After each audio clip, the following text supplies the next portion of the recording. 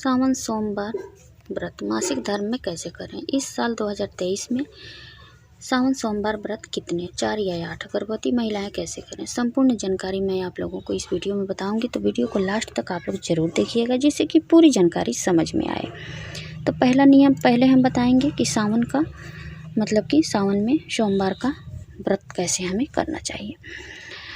तो सावन सोमवार का व्रत दोस्तों हम सभी जानते हैं कि किस तरह से करना होता है, लेकिन बहुत लोग हैं जिनको पता नहीं होता है। सावन को भगवान शिव का प्रिय मास माना जाता है। इस मास में पड़ने वाले सोमवार के दिन उनकी पूजा जप तप आदि का कई गुना फल मिलता है। आज सावन के पहले सोमवार पर कहने का मतलब है कि फर्स्ट सोमवार पर शिव पूजा और उनका धार्मिक महत्व आप जानेंगे। तो चलिए हम इसका नियम बता देती हूँ पहले, उसके बाद हम बारी बारी से सभी चीज़ों के बारे में जान लेंगे। सावन सोमवार का व्रत रखने के लिए प्रातःकाल उठने के बाद स्नान ध्यान करें। यदि संभव हो तो स्नान के जल में गंगा जल मिलाकर स्नान करें। इसके बाद धुले हुए वस्त्र पहनकर भगवान शिव का ध्यान करें।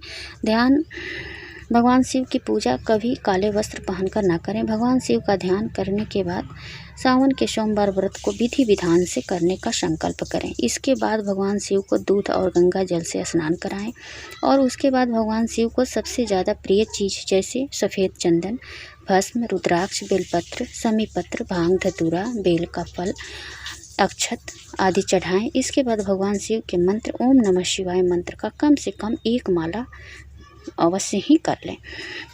महादेव की पूजा के बाद जो भी प्रसाद चढ़ाएं उसे अधिक से अधिक लोगों में बांटें।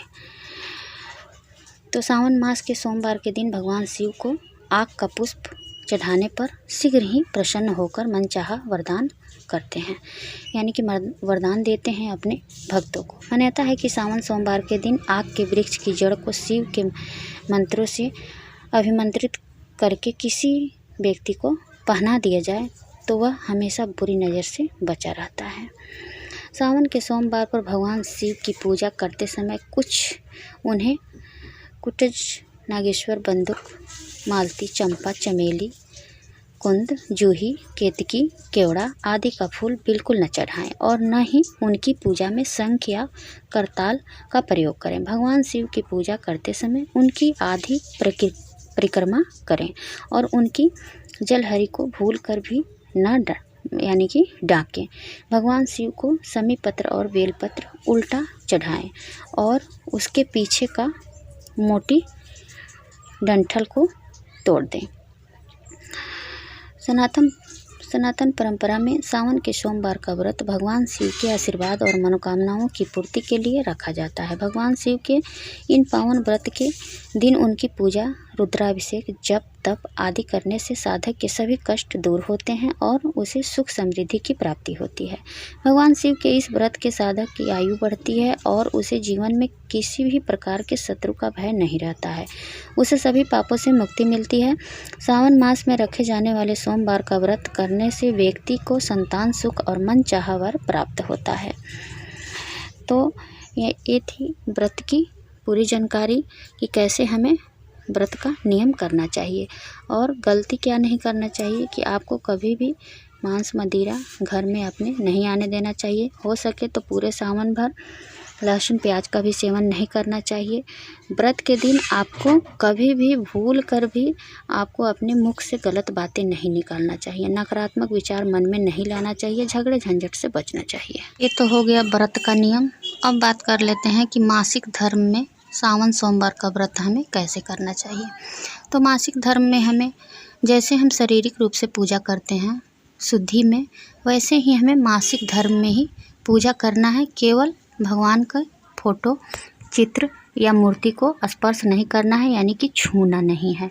बस इतना ही काम करना है। लेकिन मानसिक रूप से हमें पूजा उसी प्रकार से करना है जिस प्रकार से हम शारीरिक रूप से पूजा करते हैं, उसी प्रकार से हमें मानसिक रूप से पूजा करना होता है। पीरियड में तो पीरियड अगर पहले से आया है तो भी हम व्रत करेंगे, ज़रूर करेंगे।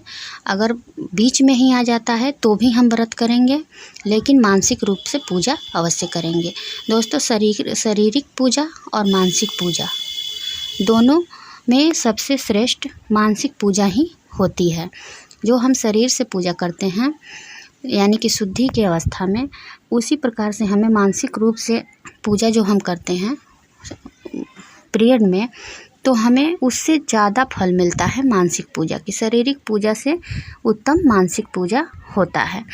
तो ये आप लोगों के मन में जो शंका है उस शंके को निकाल कर और मानसिक रूप से पूजा कर लेना है। हमें उतना ही फल मिलेगा जितना हम शारीरिक रूप से पूजा करते हैं। तो मानसिक पूजा कैसे करना है, चलिए जान लेते हैं। मानसिक पूजा कैसे करना है, सुबह सवेरे जल्द उठना है। उसी प्रकार से जिस तरह हम शारीरिक पूजा करते हैं, स्नान कर लेना है, स्वच्छ वस्त्र धारण करना है। जो हम पीरियड में वस्त्र धारण करते हैं वही वस्त्र को मतलब साफ़ सुथरा धुल करके पहन लेना है और एक स्थान पर अच्छा जगह पर बैठ जाना है। बैठकर हम हाथ जोड़ेंगे। हाथ जोड़ने के बाद भगवान का ध्यान लगाएंगे, नेत्र अपना बंद करेंगे और भगवान का ध्यान लगाते हुए हम मानसिक रूप से पूजा करेंगे।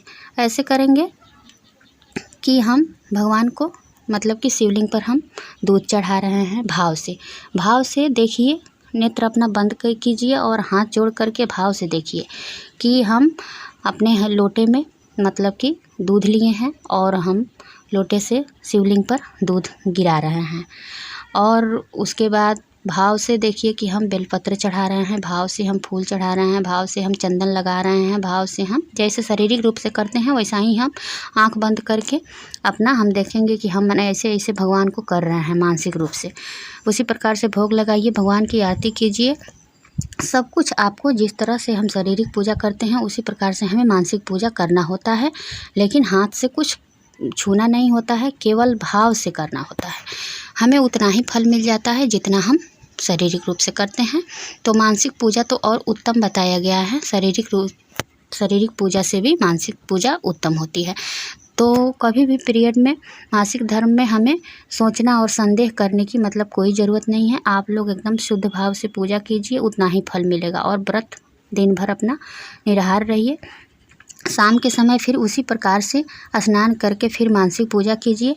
फिर मानसिक पूजा करने के बाद हमें व्रत अपना खोलना चाहिए। जैसे कि सावन सोमवार के व्रत में हमें कभी भी नमक का इस्तेमाल नहीं करना चाहिए। बहुत सारे लोग हैं जो सेंधा नमक बोलते हैं खाने के लिए, लेकिन नहीं खाना चाहिए। और फल का इस्तेमाल करना चाहिए, यानी कि साबूदाना हम खा सकते हैं, मखाना खा सकते हैं, ये सब हम खा सकते हैं। लेकिन ज़्यादा फलाहार करके व्रत करना होता है सबसे सर्वश्रेष्ठ। तो अब हम ये तो जान गए कि पीरियड में हमें कैसे पूजा करना चाहिए। इसमें थोड़ा सा भी झिझक नहीं है, एकदम आप मानसिक रूप से पूजा कीजिए, आपको उतना ही फल मिलेगा जितना हम शारीरिक रूप से पूजा करते हैं। उससे कई गुना ज़्यादा हमको मानसिक पूजा का फल मिलता है। जहाँ पर हमें कोई भी चीज़ उपलब्ध नहीं होता है तो उस अवस्था में भी हम मानसिक पूजा करते हैं। पीरियड में भी करते हैं और उस अवस्था में भी करते हैं। कहीं हम चले जाते हैं तो वहाँ पे हमें किसी का भी मतलब कि देवी देवता के स्पर्श हमें नहीं करना चाहिए। अपने घर जैसे हम पूजा करते हैं अपने घर के मंदिर में, तो वहाँ पे हम कहीं भी जाते हैं तो वहाँ पे स्नान करके हम वैसे ही मानसिक पूजा कर लेते हैं। इसी प्रकार से हमारे पंडित जी भी बताए हैं और बताते हैं, शास्त्र में भी लिखा है कि मानसिक पूजा सबसे सर्वश्रेष्ठ माना जाता है। अब बात करते हैं गर्भवती महिलाओं के लिए कि उनको व्रत कैसे रखना चाहिए।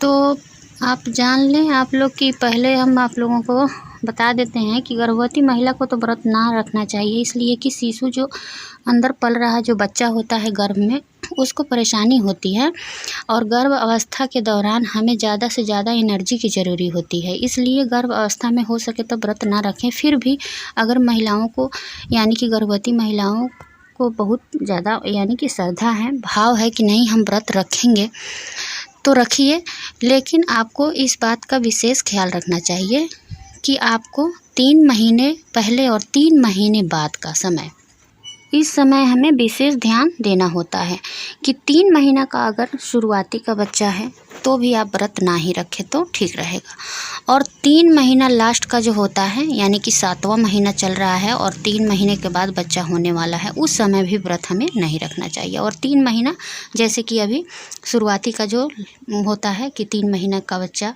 पेट में पल रहा है, तो उस वक्त भी व्रत हमें नहीं रखना चाहिए, इसलिए कि उस वक्त हमें ज़्यादा एनर्जी की ज़रूरी होती है। फिर भी अगर रखना चाहती हैं तो आपको करना क्या है कि ज़्यादा से ज़्यादा फल फ्रूट का सेवन आपको करना चाहिए। फल फ्रूट का सेवन कीजिए और भगवान को श्रद्धा भाव से मतलब कि पूजा कीजिए। आप पूजा कर सकती हैं बेझिझक, इसमें कोई मनाही नहीं है। बहुत सारे लोग बोलते हैं कि गर्भवती महिलाएं पूजा नहीं कर सकती है और भगवान को नहीं स्पर्श कर सकती है। ऐसा कोई बात नहीं है। पूजा सबके लिए, भगवान सबके लिए बराबर होते हैं और सबका पूजा स्वीकार बराबर करते हैं। तो इस प्रकार से आप कर सकती हैं। गर्भवती महिलाएं जो भी हैं तो ज़्यादा से ज़्यादा फल फ्रूट का सेवन कीजिए और मखाना यानी कि साबूदाना ये सब आप खा सकती हैं। खूब खाइए और खा करके आप रात में भी दिन में भी आपके लिए कोई दोष नहीं है, कोई पाप नहीं है। आप कभी भी चाहें तो फल फ्रूट का सेवन रात में भी, सोने के समय भी, कभी भी ले सकती हैं और पूरा आहार लीजिए जिससे कि बच्चे को पूरा पोषण मिले, उसके एनर्जी में कमी न आए, कि शरीर में एनर्जी का कमी ना हो, जिससे कि बच्चे की कोई मतलब कि बच्चे को कोई तकलीफ़ हो। इसलिए हमें ज़्यादा से ज़्यादा फल फ्रूट जूस यानी कि जो भी पौष्टिक चीज़ें हैं हमको आहार में लेना चाहिए। अगर आप करना चाहती हैं तो इस प्रकार से व्रत रख सकती हैं। तो सभी जानकारी आप लोगों को मैं जो भी बताई हूँ, अगर आप लोगों को यह जानकारी पसंद आए तो प्लीज़ आप लोग मेरे चैनल को सब्सक्राइब कर लीजिएगा। धर्म ज्ञान का मार्ग चैनल को सब्सक्राइब कर बेल आइकन ज़रूर दबाइएगा, जिससे कि जो भी वीडियो मैं अपलोड करूँगी सबसे पहले आप लोगों तक पहुँचेगा, जो भी मेरे चैनल को सब्सक्राइब करेगा। तो आप लोग हंसते रहिए, मुस्कुराते रहिए, खूब खुश रहिए। फिर मिलती हूँ एक नए वीडियो के साथ, तब तक के लिए बाय, धन्यवाद।